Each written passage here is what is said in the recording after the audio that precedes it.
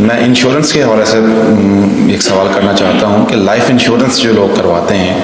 آیا اسلام میں اس کی اجازت ہے یا نہیں؟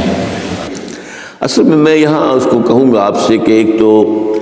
ہمارے ہاں جو اس وقت انشورنس کا نظام ہے وہ لازماً گتھا ہوا ہے سود کے ساتھ، لہذا اس شکل میں جو اس وقت انشورنس ہو رہی ہے وہ تو حرام ہے، اس کے حرام ہونے میں کوئی شک نہیں ہے۔ البتہ یہاں پر پیور انشورنس کی بات اگر کی جائے جس کے اندر کہ کوئی سودی معاملہ نہ ہو، کیونکہ وہ پھر انویسٹ کرتے ہیں اور اس کا بھی پھر وہ جو ہے وہ نفع دیتے ہیں، وہ سب کچھ ہے، وہ سارا معاملہ ہے۔ اسی لیے جس نے کوئی بڑا بینک بنایا اس نے 7 انشورنس کمپنی بنا لی،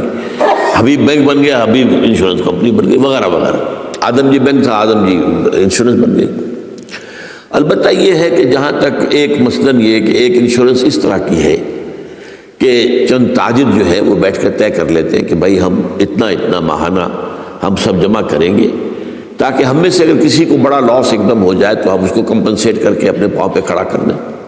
تو اس کو کوئی حرام نہیں کہہ سکتا، جائز ہے۔ یہ تو ایک کوآپریشن ہے، کوآپریٹیو ایک آپ نے بنا لی ہے، اس کوآپریشن کے حوالے سے اس کو کون حرام کہے گا؟ یہ لائف انشورنس کا معاملہ جو ہے اس میں آ جاتا ہے ایک چانس اس نوعیت کا کہ آپ نے انشورنس کرائی ہے، 10 لاکھ کی انشورنس لی ہے، آپ نے ابھی 2-3 پریمیمز بھی ان کے دیے ہیں کہ آپ کا حادثہ کے اندر انتقال ہو گیا، اب اتنے پیسے آپ کو مل جائیں گے، یہ آپ نے how did you earn it? تو شریعت کے جو بھی جائز ذرائع ہیں ارننگ کے ان میں کسی میں یہ فال نہیں کرتا، یہ تو چانس کی بات ہو گئی، جیسے جوئے کے اندر چانس ہوتا ہے، آپ کا داؤ لگ گیا تو آپ کو جو ہے وہ 12 ہو گئے، اور نہیں تو ظاہر بات ہے کہ آپ کی اپنی رقم بھی گئی۔ اسی طریقے سے یہ ہے کہ اگر وہ آپ نے جتنا بھی رقم جو ہے دی ہے وہ ہو سکتا ہے کہ وہ آپ بالکل ٹھیک ٹھاک اس وقت تک رہیں۔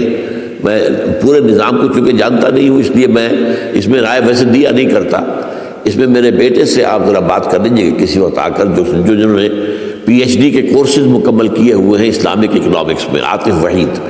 تو وہ ہمارے وہاں قرآن اکیڈمی میں بیٹھتے ہیں، تو کبھی دن میں آ کے بات کر لیجئے۔ لیکن یہ چند باتیں وہ تھیں جو میں نے آپ کے ساتھ جو میرے سامنے واضح تھی وہ میں نے واضح کر دی۔